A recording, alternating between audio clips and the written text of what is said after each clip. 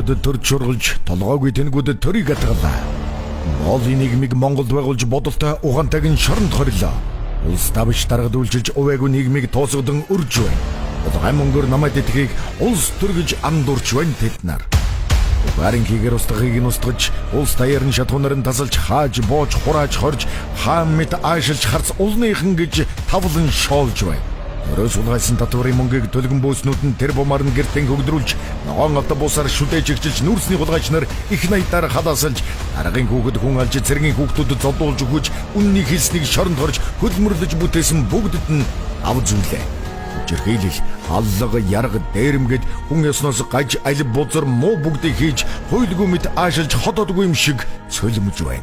Монголчууд өнөөдөр чинэлэг амьдралын төлөө зүтгэх биш, чин үнэндээ тэгсгэд турж өгчихгүйхэн шиг угаартаж дайруулж гүтгэгдэж хоригдсон ч тэсч амин зуусаар төвчээр нь үнэхээр тасарлаа. Өрнөс өрөндө баригдаж өлсч таарч өвчнөд зовлонд нэрвэгдсэн монголчууд өөр хэн нэгнийг битүүхэн хүсч байна. Зөвийг зөв бурууг буруу гэхэд зэн совнуудтай ард түмэн цаг нэрхэд тэднийг яаж шүүхэн цахим орчинд хэлэлцэн уурсаж байна. Өрийн дарамтанд үндэстнэр оруулж төрийн дарамтаар түмэн улны коммунистууд багал зурдж байна. Хэн өмөрч хэн тэмцэх вэ?